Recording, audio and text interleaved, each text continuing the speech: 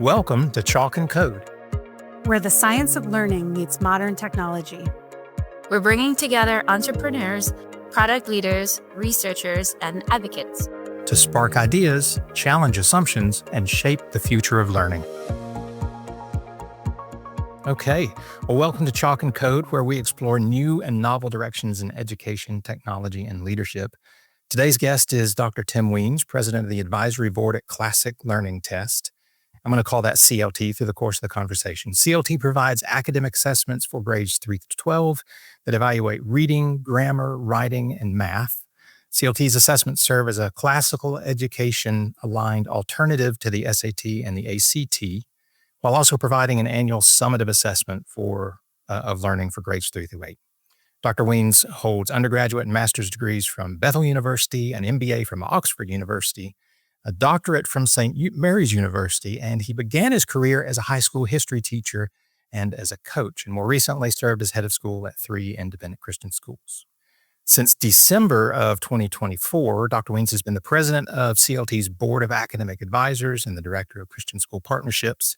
CLT looks to challenge the dominance of college entrance assessments like the SAT and the ACT, and Dr. Wiens is helping to redefine how academic aptitude is measured and valued through a classic lens. He joins us today to discuss reimagining these standardized assessments and CLT's mission, the technology's role in assessment, and its disruption of the status quo. Dr. Wiens, thank you for joining us.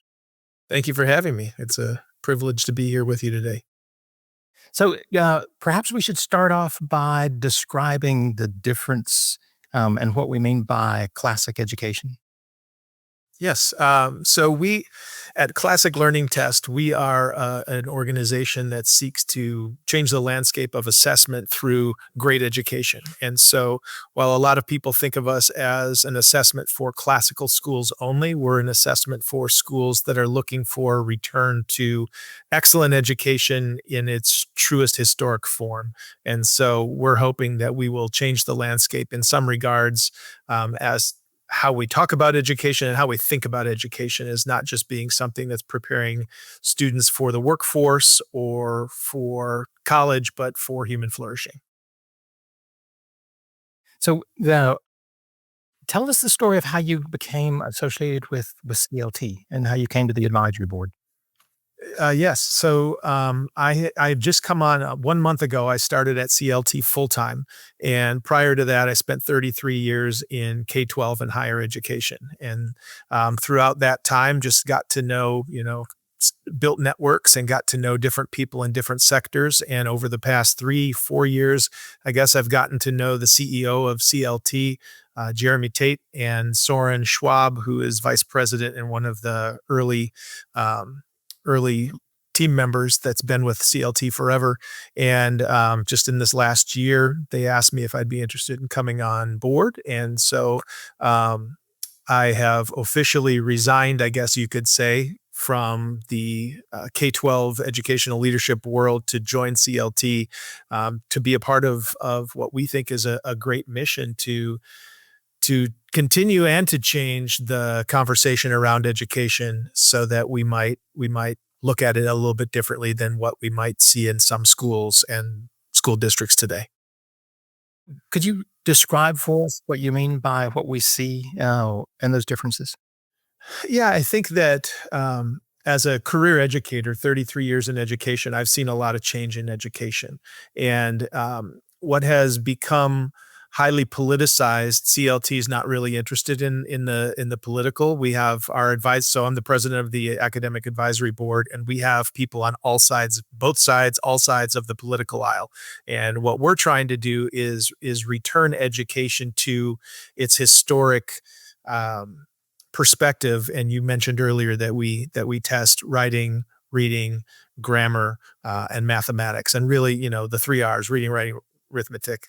That's we're trying to get back to what education is really about. And so instead of inculcating with political agenda, we're trying to train minds to think deeply, to analyze, to be able to speak eloquently, to write articulately, all of the things that we believe education is all about from the beginning.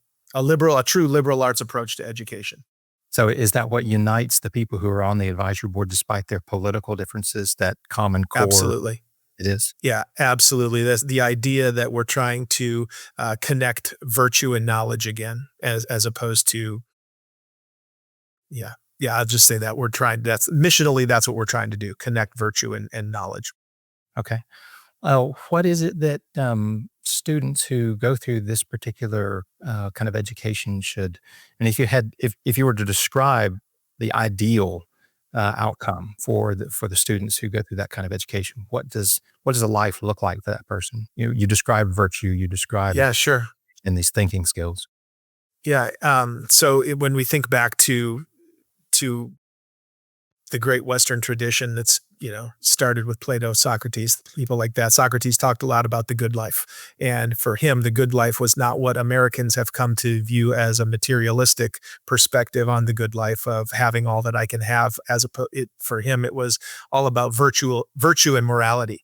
And that's what we're trying to do with education, is to help schools start to think again what the point of what they're doing is. And what that point is to prepare students to think deeply, to be able to analyze, to be able to be critical, and to return to civil discourse. We want students who can leave our schools prepared, ready, able to go into the workforce, go into marriage, go into wherever they might be going, and be able to have great conversation, be able to disagree with people, and do it in a civil manner. When we think of our political world today on both sides of the aisle, we used to have politicians that could disagree, and that's not the case anymore. And so we want our students, no matter what their political perspectives are, no matter what their religious perspectives are, no matter what their, theological perspectives are, to be able to engage with one another in such a way that they will all flourish as a result of the conversation, the great conversation, the way in which we live together. Okay. So is it a fair restatement to say that when you think about virtue and this form of education, you have in mind not just the personal virtue, but also kind of the virtue of the citizen writ large? Absolutely. Okay. Absolutely. That's a big part. And so CLT just announced on the 4th of July that we're coming out with a civics examination. And so because so many of our students and people across this country really don't know how our country works at all, we're introducing a new civics exam that will help schools not only build curricula around what civics education is, but help train our students to better understand their own nation and how they engage in it. Okay, let's shift to CLT. In fact, a little bit more. If you could maybe describe what it is, how it came to be. I hear very clearly that it's mission minded, as much as it is kind of about the the mechanics of performing assessment in these areas. Sure. CLT came to life almost a decade ago. We'll celebrate 10 years this October. And as the brainchild of our CEO, Jeremy Tate. And he was a college counselor and a teacher for a decade, and was growing increasingly frustrated with what he was seeing students having to learn, and what they were trying to become to prepare for college and for the workforce, as opposed to who they were trying to become as humans. And so he, with a group of people, started to discuss how that might change and how they might challenge ACT, the College Board, SAT, the existing assessors in a way that would be beneficial for students and impact schools, so that what they were teaching and what the students were learning was actually being assessed by the examination. And so 10 years ago, CLT was born and the assessment was born. It started small, started with a group of homeschoolers, grew to a group of classical schools. Now it's grown to be one of the leading testers for the entire state of Florida. Legislation has been passed in multiple other states, allowing it to be the exam or an exam, one option for students in K-12 for both their annual assessments, their summative assessments as students, but also for college entrance. Okay. Oh, I have like just from that part of your description, I have like 6 different questions. That's Um, great. one of the things that I'd like to explore though is the difference between the assessments that CLT started with and this idea that it wanted to offer an alternative to the SAT and the ACT, and what gap it was trying to fill. I hear you describing um, the kind of an approach to the subject matter that sounds different, say, than from the SAT or the ACT. But if you could elaborate on that and kind of drive deeper into the differences, the gap that CLT was trying to fill, Sure. even in more detail, that'd be great. Yeah, absolutely. So, one of the things at CLT, if you were sitting around at a meeting at CLT, it wouldn't take but 2 minutes for you to hear somebody talking about truth, beauty, and goodness. And that's a very classical approach, or a classic approach to how we view education and what we're hoping our students learn through the education that we're providing within the schools that we support and within the schools that we partner with. And so that the idea of truth, beauty, and goodness, I'm not sure you would ever hear that being spoken in most public school districts, in most schools across the country, because school has become something of a means to an end, as opposed to something that is lifelong, and where learning is our approach to how we go about doing everything every day. And so what we're trying to do is help schools better understand that the goal is to introduce the ideas of truth, beauty, and goodness in what we learn in everything that we do. Doesn't matter the curricular, the subject matter. What we're not trying to do is prepare kids for specifically for college. We believe that they will be more than prepared for college through the type of education that we're talking about, that they will get into college and kill it, to be real honest with you, if they're educated in this liberal approach to education, a liberal arts approach to education. Whereas so many schools are now focused on career and technical training, and we think that will happen once students leave college, or excuse me, once they leave K-12 and head into college and university. But that's not the goal of the K-12 educational system that we're advocating.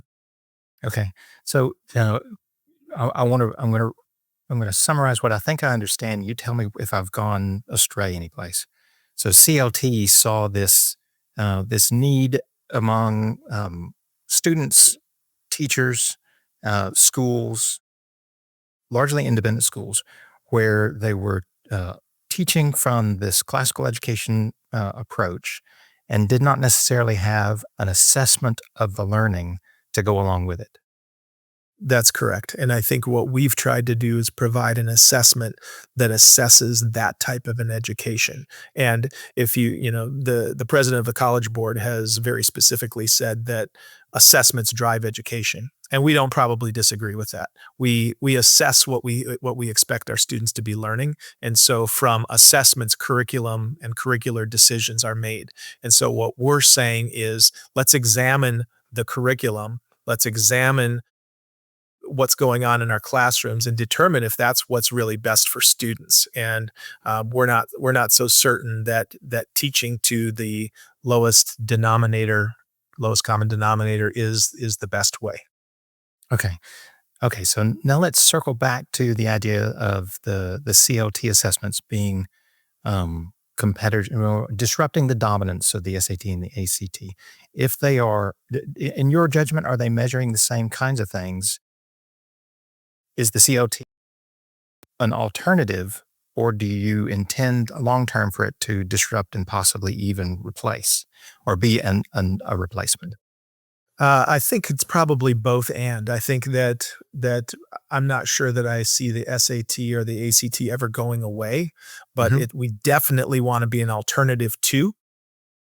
And for some students, a lot of students take both the ACT and the SAT, and this might be one more examination that they take, or it may end up replacing altogether. But that'll be up to students, that'll be up to colleges and universities to determine how they go about doing that. And frankly, that'll be up to some states, because in legislation we've been working, with lots of different states and going through the legislative process to have laws changed so that we can be an accepted alternative to those.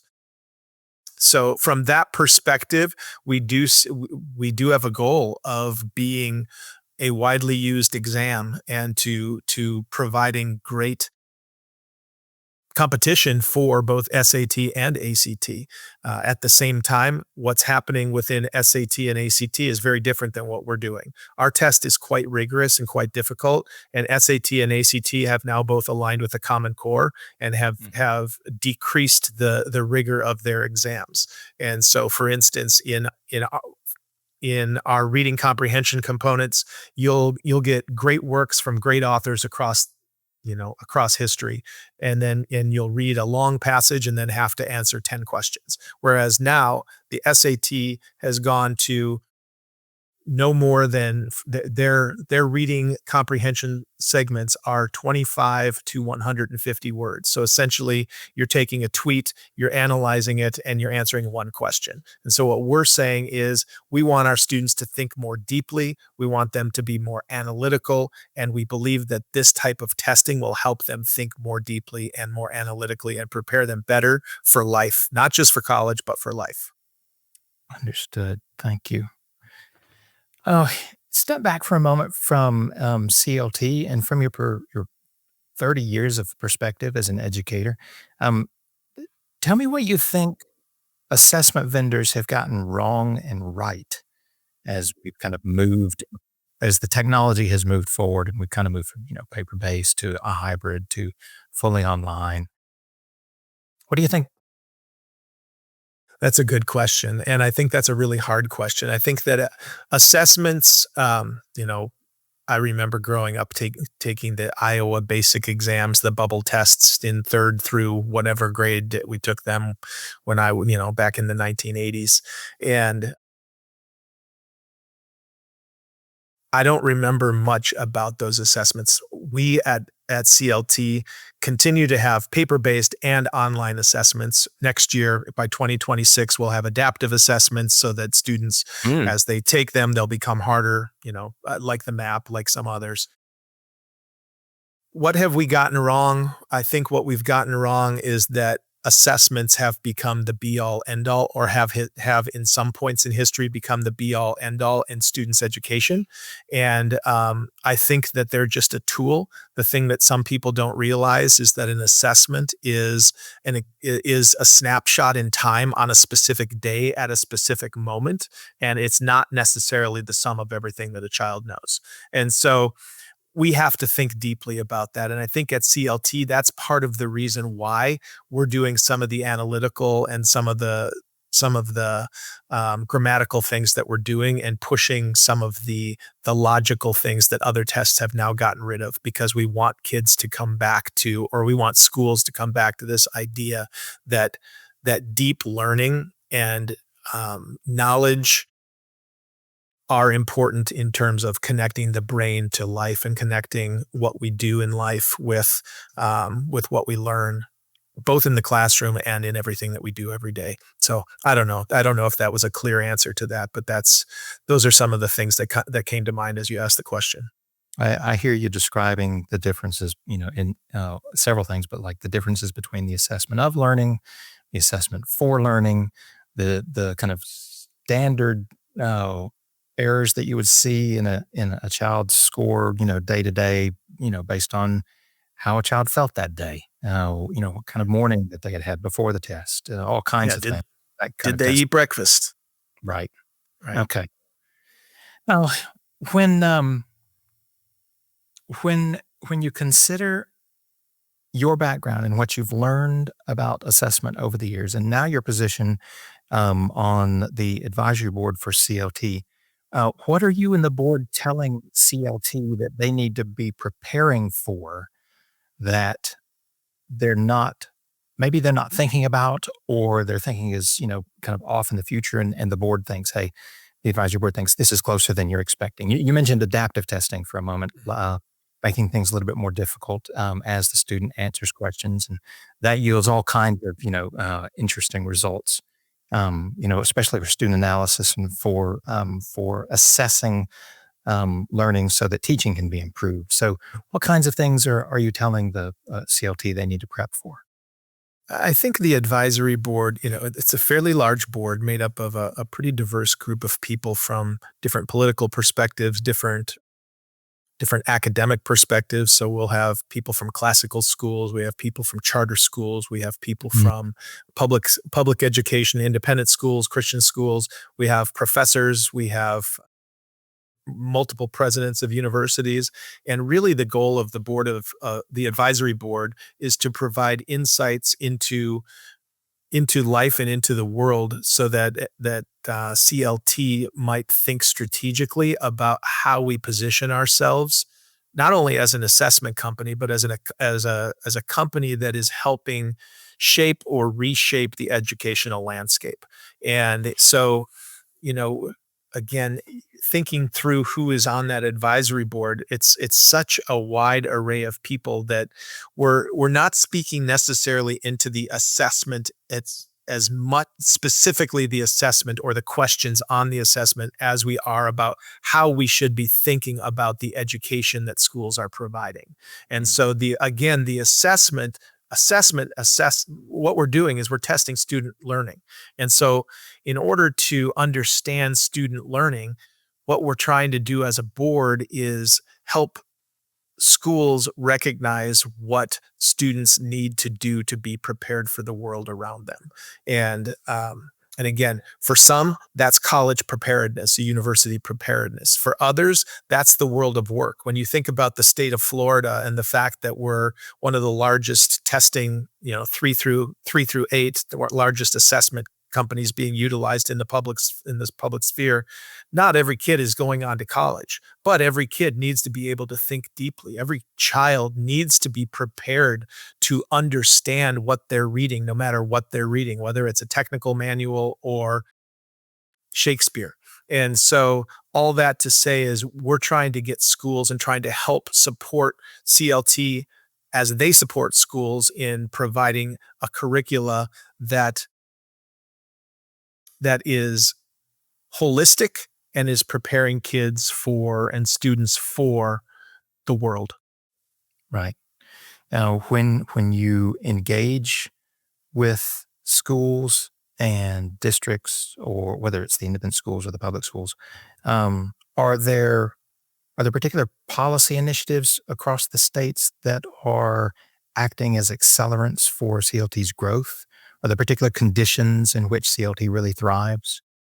There are. And so just this year, I was a part of a group that we were able to present before both the House and the Senate in the state of Texas, trying to help them understand better why not just College Board and ACT should be allowed to be testing in the state for higher ed, but also what is the importance of what we're doing in 3 through 8, because it's all cumulative. What we're trying to do in 3 through 8 is prepare students for that next level. And so we spent a good chunk of time with our legislators, just having conversations around why it is important for us to be a part of the conversation. Again, we don't aim to ever fully replace the ACT or the SAT. What we do is we aim to help people understand that there are other options, and that we believe our option is a great option that will enable students to think more deeply and be prepared to do whatever they want in life. And so from a public school perspective, from an independent school perspective, we meet the needs of different students in different places, but we believe that what the type of education that we're advocating will do is prepare students to go on in the world to do whatever they want to do and to be whatever they want to be and to live the good life and to really find that truth, beauty, and goodness that we talk about all the time. I hear you. Okay. You've got a certain kind of policy environment in which CLT really makes sense and where it thrives.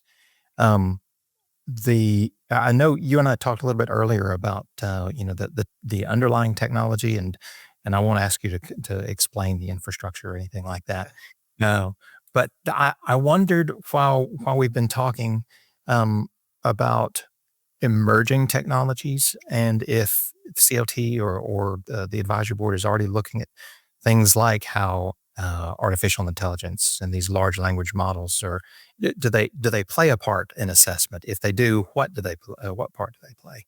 And for the analytics, especially because if you start feeding student data into AI analytics, there are kind of data and privacy questions that come up. And I wondered what your opinion was about stuff like that. Yeah, I think that as a career educator, as I mentioned to you before, I'm a little bit of a dinosaur when it comes to technology, but believe fully that it's the 21st century, it's 2025, and we can't bury as educators, we can't bury our heads in the sand and say, oh, there's no room for AI in the classroom, there's no room for AI in our schools because it's here, and we're kidding ourselves if we try to say, no, we're just going to stick with pencil and paper and all the other things. All that to say, at CLT, we have a very large and growing team of IT people that are utilizing AI. I mentioned to you earlier before we went on air that we're going to adaptive testing. So by fall of 2026, we'll have adaptive testing that schools can take 1, 2, 3 times a year, whatever their preference is, to help students learn. But again, none of that's possible without the growing field of IT and AI helping us do that. So again, not being really proficient on the language of AI or technology itself. What I can say is that we have to utilize these tools. They're here for our benefit. But again, they're tools. They're not replacements for. A teacher can never be replaced by AI. They can be, but they shouldn't be, in our opinion, because we believe that education is all about relationship, and that as humans, we were created for relationship. We've all seen that Tom Hanks movie where he ends up befriending I can't remember the name of it, but he ends up I'm sorry? Was it a volleyball you're talking about? Yeah, a volleyball, Wilson. But again, it speaks to the human condition, right? We're made for one another. We're not made for isolation. And so education for us is all about that. And so again, at CLT, our assessments are assessing that idea that we are human and that we are taking a deep dive, as Cornell West, one of our board members, says, a deep dive into what it means to be human. And so again, there is room for AI. There is room for this technology. It's the world that we live in. We can't escape it, even if we want to, and we shouldn't want to at this point in time because it's the world that we live in. So how do we interact with it and how do we utilize it? Yeah.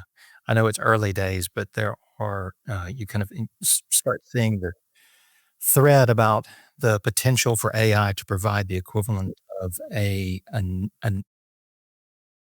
tutor that's available all the time, that can tailor itself to the level of the student, and can simulate a human interaction to the point that it becomes difficult for digital nomads to make a tremendous distinction between a human being on the other end of the screen and this large language model. I know it's early days, but I have been wondering about, will it replace teachers? Will they be supplements to teachers if they're like personalized learning tutors?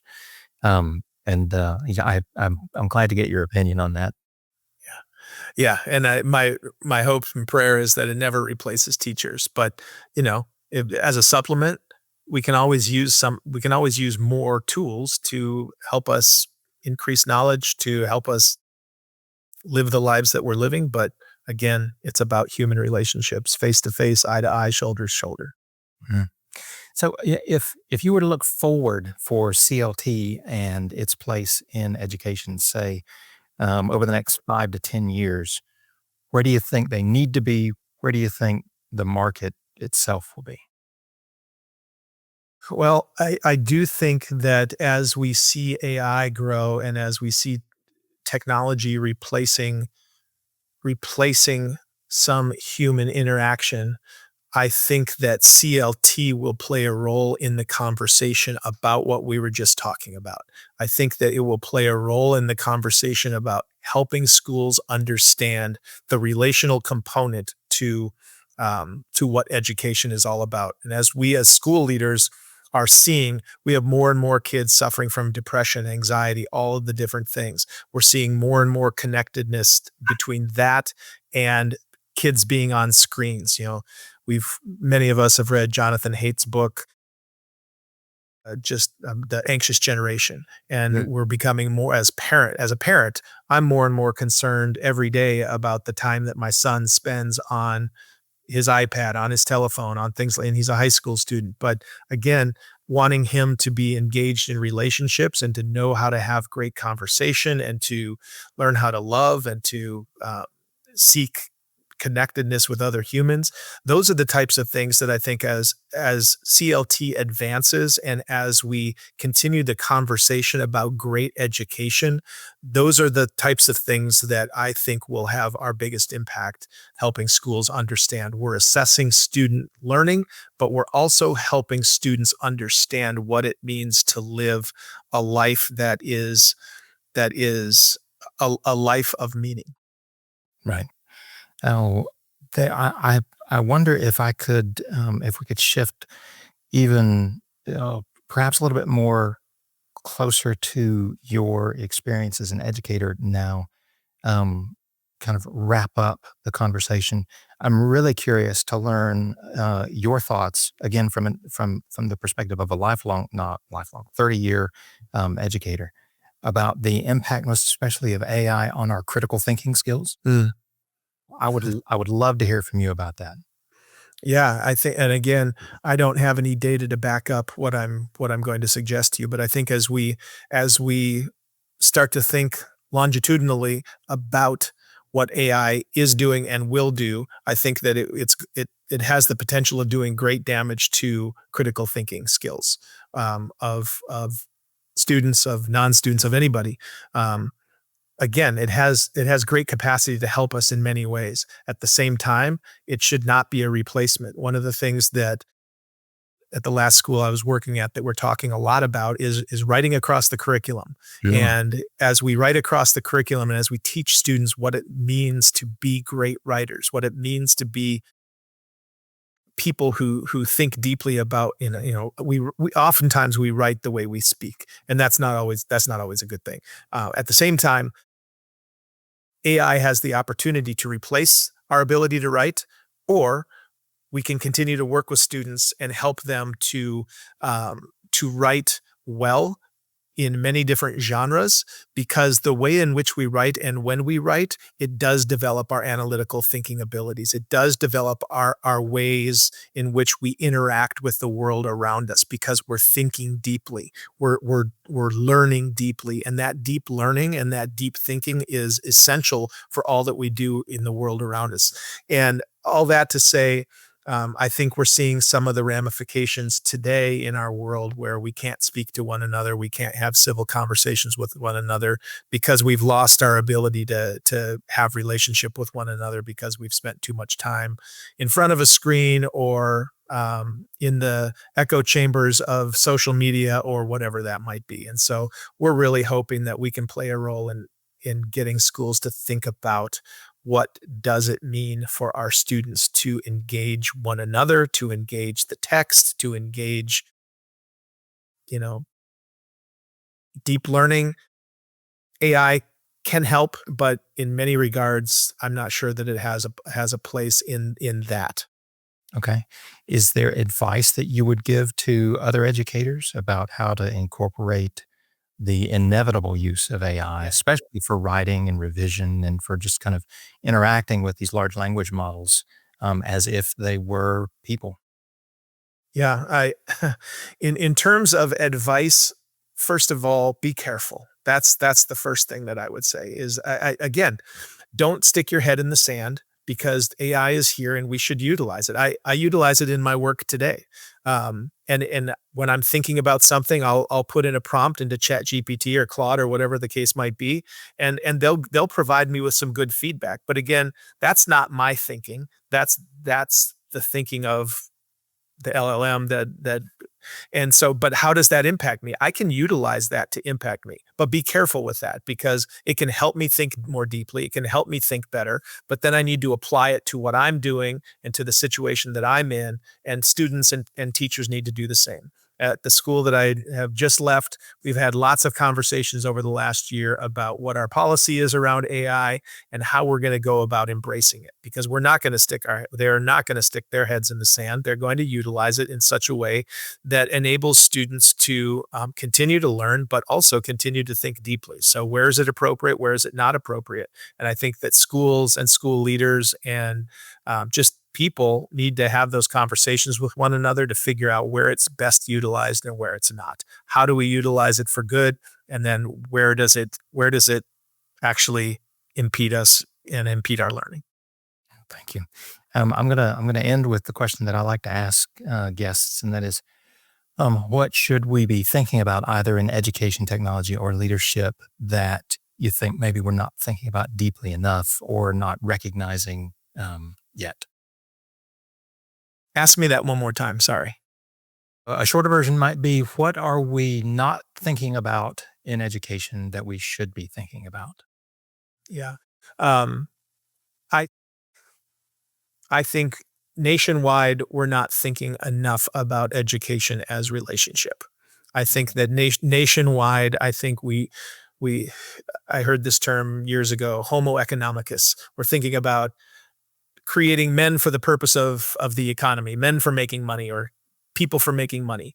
And instead of that, I think we need to think more deeply about the relational component of education and how that will prepare students to go into the world and have an impact on everybody that they meet, and to accept the impact of the others that they come in contact that they might not agree with. And so from my perspective as an educator, I think that we need to be thinking more about the human side of education and the humane side, maybe I should say, of education, and what it means to raise young women and men, young boys and girls into people that can engage with one another and engage with the world around them in a civil, loving manner. That has certainly been, thinking back through our conversation, that's been a through line in a lot of what you've described. Yeah, and I think that for me as a human, and as a dad, and as a Christian, that plays a role in the different ways in which I go about living my life. And so it's about how I interact with other people, and how I make them better people, and how they make me a person. Okay. Well, Dr. Wiens, thank you for spending time with us. If our listeners wanted to learn more about CLT or about you, where would you direct them? Yeah, they can, if they want to learn more about CLT, they can go to cltexam.com. It's our website, and it has lots of great information about what we do. If they want to learn more about, you can Google me, and you can find me on LinkedIn. And if you want to connect with me on LinkedIn, I'm always happy to connect and talk and share opinions, learn from others. All right. Thank you. Well, thank you, listeners, for joining us. Today, we explored lessons from Dr. Wiens' extensive career in education and the fundamental philosophy driving classic learning test, as well as its novel approach to assessing students engaged with classical education. We also learned about their efforts to disrupt traditional standardized testing, the rationale behind that, their efforts to foster critical thinking and human relationships, and how we might reshape how we define educational excellence for the next generation. We hope today's conversation sparked some new insight or new idea that you can pursue. And if it did, share the podcast episode with a colleague and join us here next time on Chalk and Code. Thank you. Thank you. Thanks for tuning in. If today's conversation sparked new insights or challenged your thinking, we'd love to hear from you. Visit flexion.us for more information and join us here next time on Chalk and Code.